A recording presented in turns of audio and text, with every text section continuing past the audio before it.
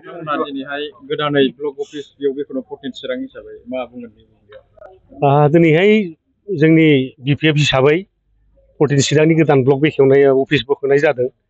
दा बे हाबाफारियाव फैनो मोननानै गोजोननाय मोनदों। खारन मैया खाम्फा बरगयारि सारा इउपिपिएल दोलोआव जयेन जाबाय। बे जोंनि फुराना अफिसा बिथांनिनो न'नो। दा बेखौ बिथाङा होखारहरबाय, गावनि न'लाय गाव लाफिनबाय। दा जोंहा अभाब गैया, जों अनसायग्रा होंगो दोंगो दं जोंना।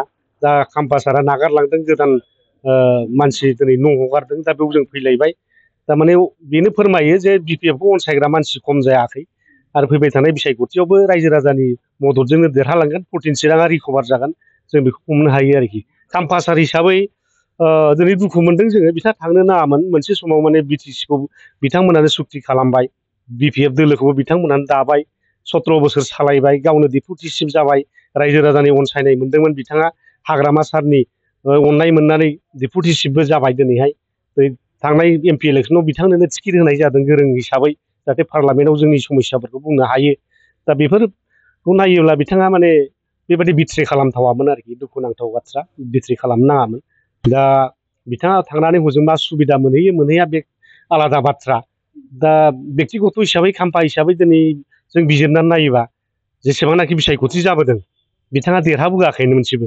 खालि मोनसे टाइमावल' देरहादों जों बुंनो हायो 2010आवल'। बे 15आवबोथ' खुनुरुखुम 38टा भटआव बेबोथ' गोबां माबा दं होननानै मिथियो, बेवहाय एन'मेलिस जादों होननानै। दा आरो माबायावबो जेनबाय बियो, 2020नि इलेक्सनावबो जेनबाय, 2021नि एमएलए इलेक्सनाव बिनि समस्तियाव जेनदों, 2009नि इलेक्सनावबो बिथांनि समस्तियाव जेनदों, 14आवबो बिथांनि समस्तियाव जेनदों। मोनफ्रोमबो एमएलए बिसायख'थि, एमपि बिसायख'थियाव दिनै जेननो गोनां जायो खाम्फासारनि समस्ति बे 14आव। दा बेनिफ्रायनो बुजिनो हायो रायजो राजा बिनि सायाव बिसास गैला, बिनि सायाव दिनै फोथायनाय गैला, बेनिखायनो बिथाङा जेनबोबाय थादों आरो मालाय। दा बिथाङा साननो हागौबा बिपिएफआव थानानै आं बे गावनि 14 चिरांखौ रिकभार खालामनो हानाय नंला, दिनैहाय गुबुन दोलोआव हाबोबा हागोन खोमा, हयथ' बिदि सानदों खोमा। खिन्थु रायजो राजा हिसाबै बिथांनि सायाव बिसास गैला, बेखौ दिनै बुंनो हायो। गावनि समस्तिनिफ्रायनो बिथाङा 200निफ्राय एसेल' बारा सापर्टआथ' लांफानो हादों। दुखुनांथाव बाथ्रा बे, दिनै 15 बोसोर बा 17 बोसोर बिटिसि सालायखांनानै डेपुटि चिफ 15 बोसोर दिनै जाखांनानै जे सापर्टार गैया, दा मैया जयेन जाबाय, 80-90 जनल' थांफानाय, मोननै मोनथामनि प्राइमारिनि प्रेसिडेन्ट सेक्रेटारि थांफानाय, बेनिफ्राय बुजियो बे माने बिपिएफनि कर्मिफ्रा बिथांनि सायाव बिसास गैलामोन। बिथांनि जे गावनि कर्मिफोरखौ नायनो रोङै, रायजो राजाफोरखौ दिनै अनसायनो रोङै, बेनो फोरमान खालामो।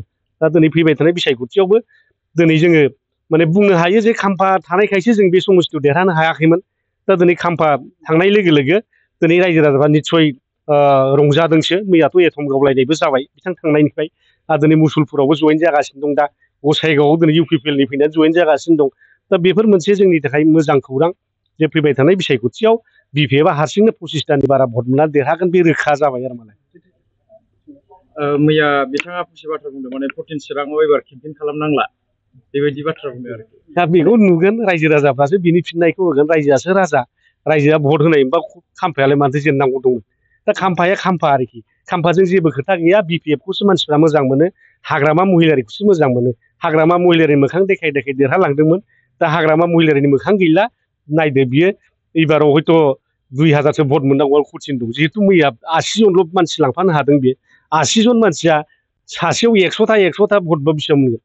8,000सो मोनगोन बा 800ता मोनगोन, नङा होमबा? नोंथांमोननि बुंनो नागिरनाया जाहैबाय 14 चिरां दुवार हिसाबै बिपिएफनि सापर्टार लिडारफ्रा थाङाखै नामा?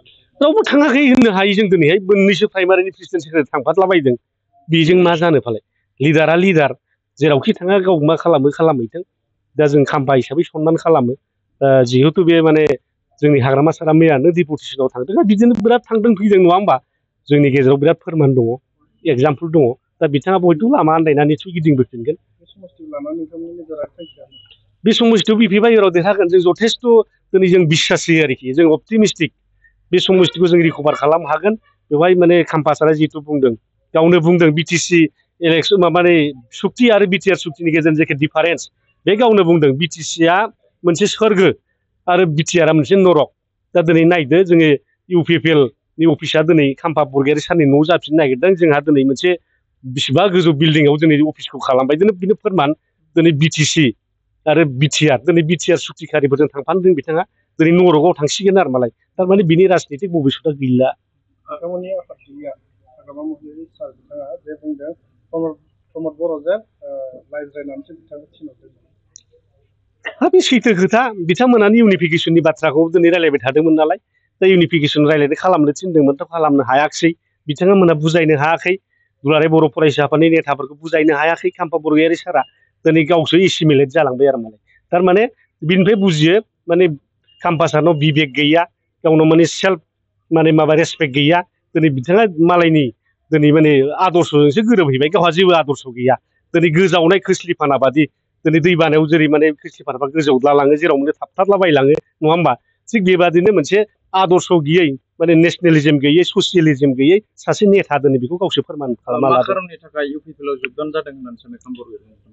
गावनि खोथा बादिबाथ' बर' जाथिखौ खौसे खालामनायनि बाथ्रा बुंदों खौसे खालामनांगौबा आरो बिटिसिआव लायनो मोनसेल' राजनैतिक दल थानांगौ आरो बबेयाव नुफेरदों मोनसे गणतन्त्र देशआव हाजारथा पार्टि जानो हायो आरो बिथाङा गोहो दंबा पार्टि जाना देखायबानो जाबायमोन ना नङा होमबा चन्दन सारजों खाम्फा सारजों मोननै सानैजों लोगो जाना पार्टि दाबानो जाबायमोन ना जों वेलकाम खालामगौमोन नङा होमबा दा बे जाबाय गणतन्त्रसो बयबो पार्टि खालामनो हायो पार्टिबो सोलायनो हायो।